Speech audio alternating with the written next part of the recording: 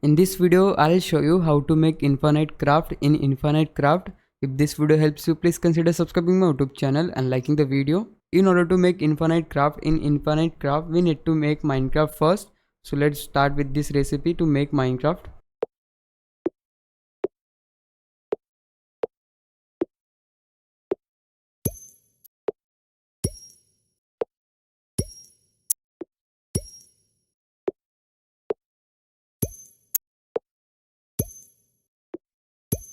Once you create Minecraft, now it's time to create the infinite. So for that we need to follow this recipe.